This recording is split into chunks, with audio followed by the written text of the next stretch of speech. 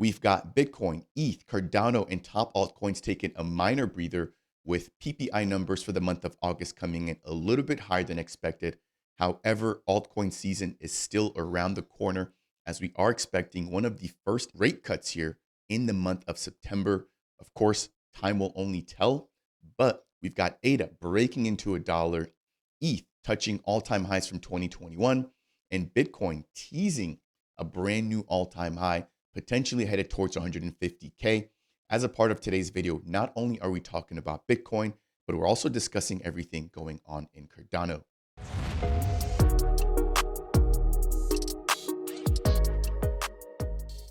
Oh, what's up, Ada Gang? Welcome into Dapp Central, your home for everything blockchain and crypto.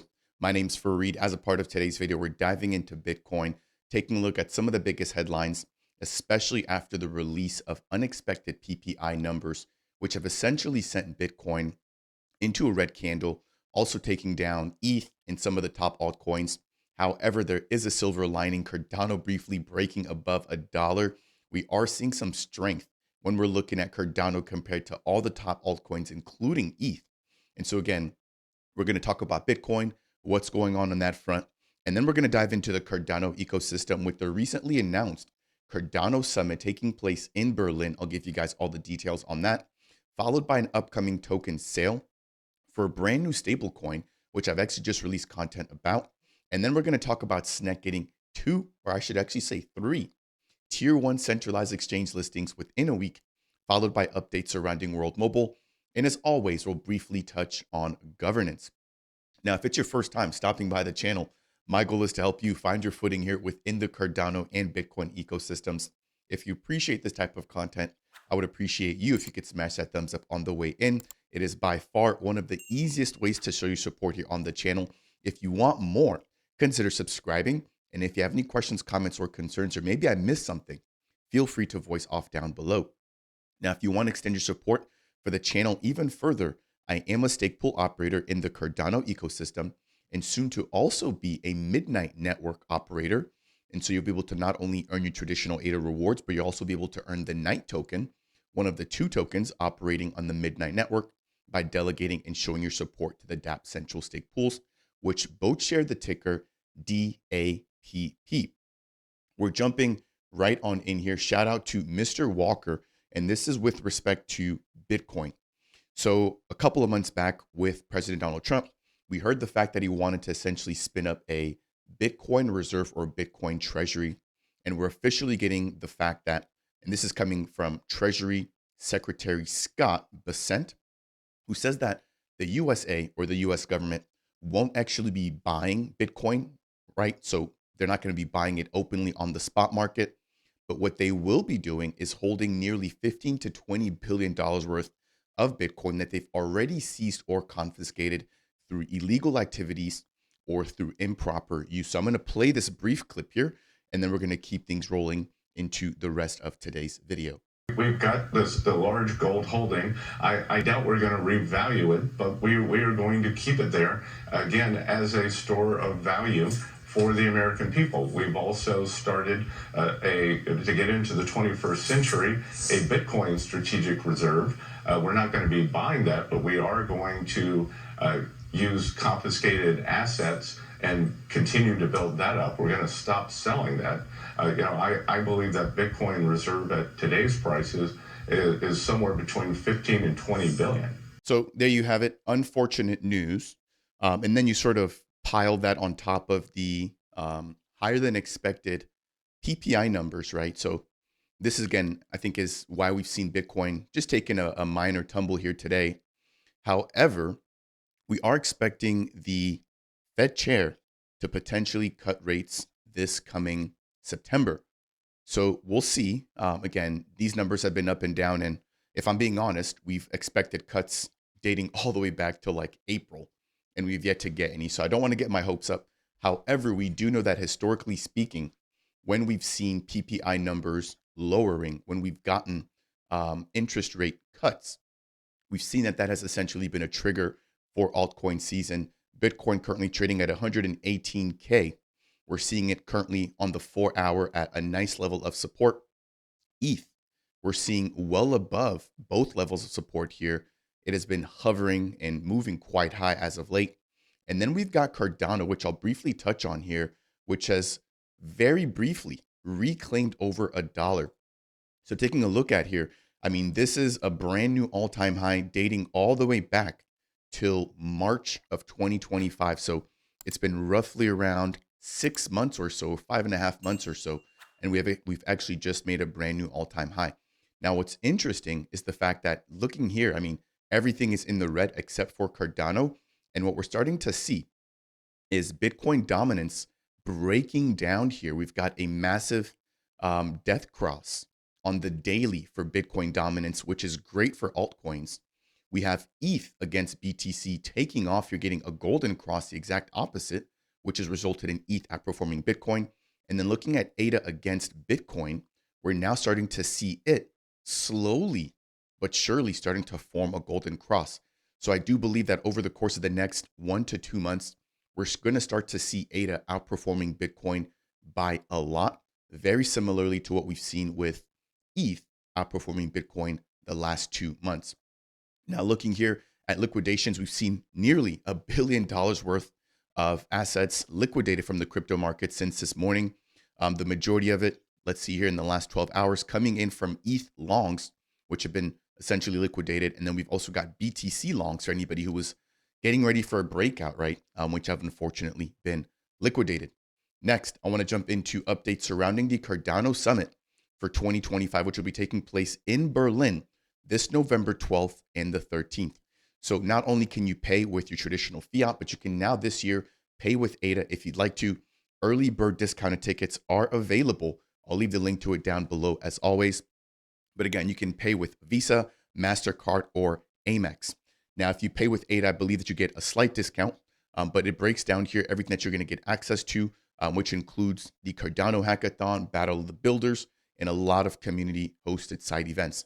I'll be there and look forward to seeing you guys there as well. And if you are a student, keep in mind that they do have a limited number of reduced student tickets, which only cost 100 euros, which will be awarded upon proof of enrollment at a particular organization. Next, we've got updates when it comes to a brand new stablecoin, which is called OBMAR or OBMAR, which will be launching here in the Cardano ecosystem. I'll be bringing Brandon from their team on the channel here to break down what they're building. But in a nutshell, it's an over-collateralized stablecoin, which uses some very unique features, which I've broken down in a separate video, to basically bring stability pegged to the US dollar to the Cardano ecosystem. So their testnet is currently live. I've broken that down in a separate video. Very sleek, very polished platform.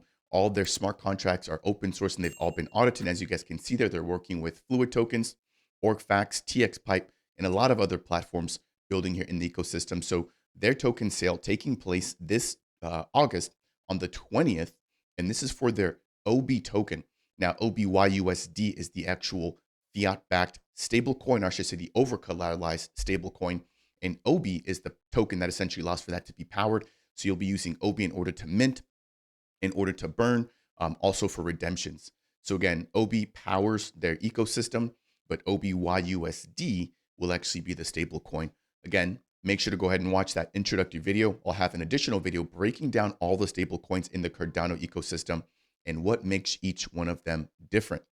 Next, we've got to talk about SNEK, which continues to raise the bar here with 3 exchange listings here, tier 1 to be specific, in the last week. So we have SNEK, which listed on Kraken. This was about 3 or 4 months ago. That was the first time a Cardano native asset was ever listed on Kraken.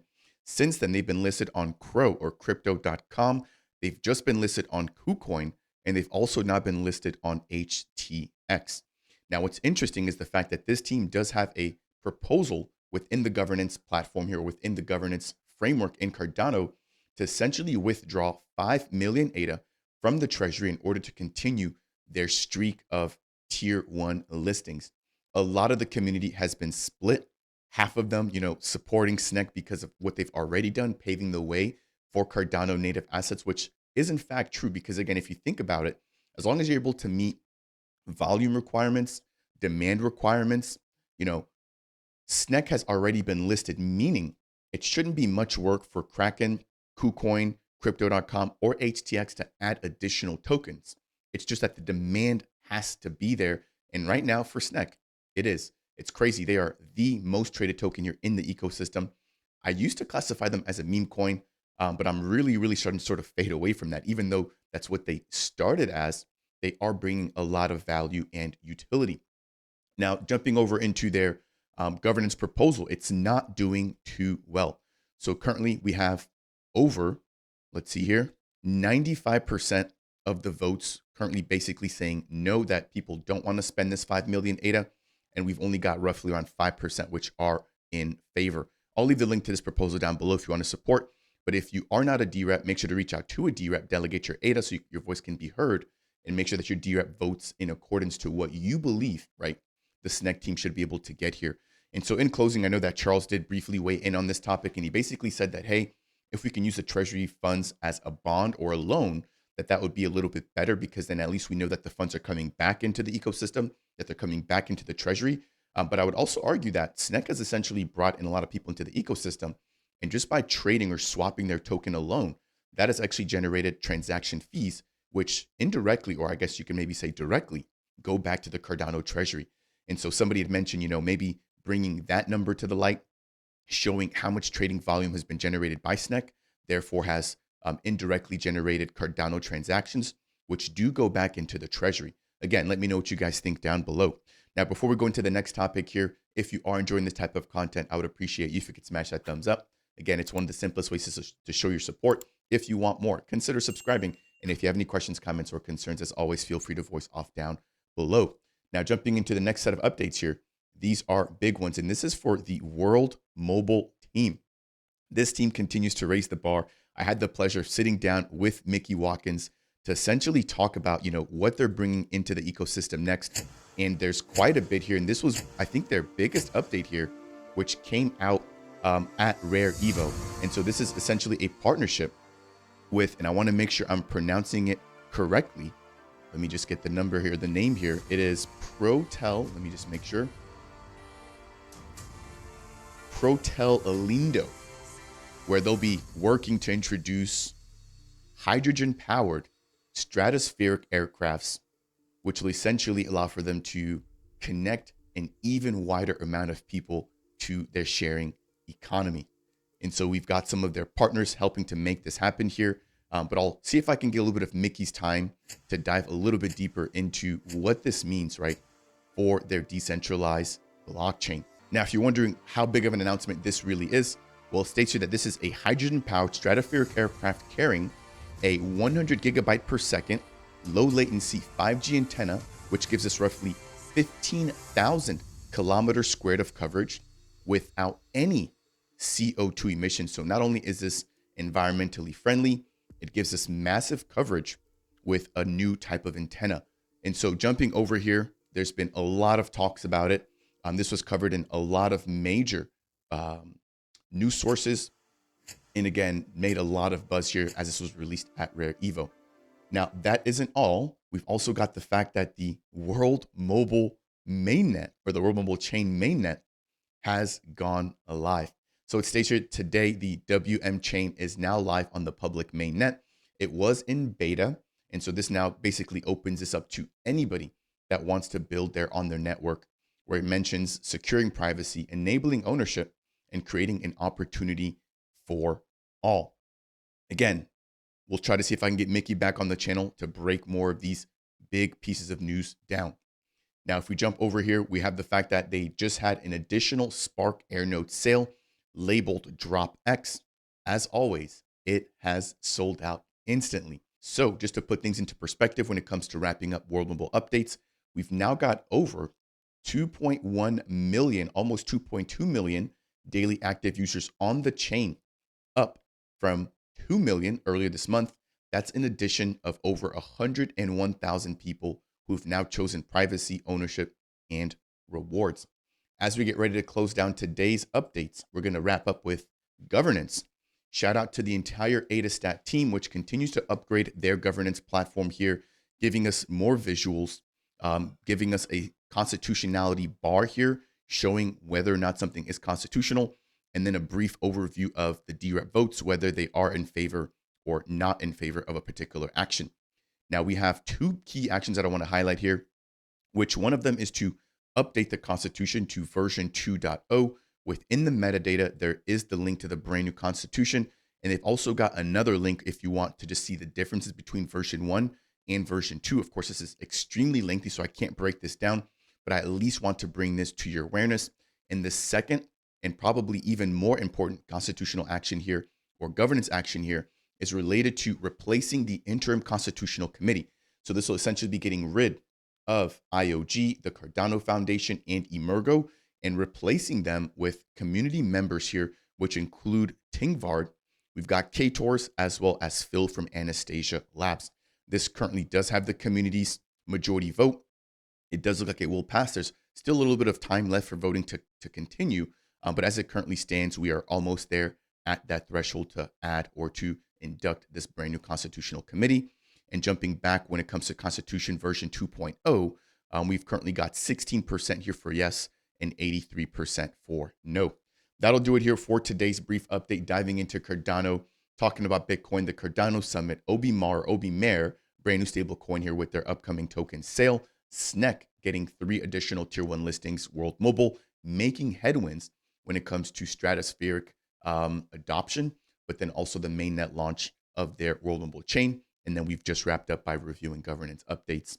As always, if you've enjoyed content like this, first off, thank you for sticking with me through it all. If you do want more, consider subscribing, hit that thumbs up on the way out. And if you have any questions, comments, or concerns, feel free to leave those down below. That said, and as always, I'll see you guys in the next video.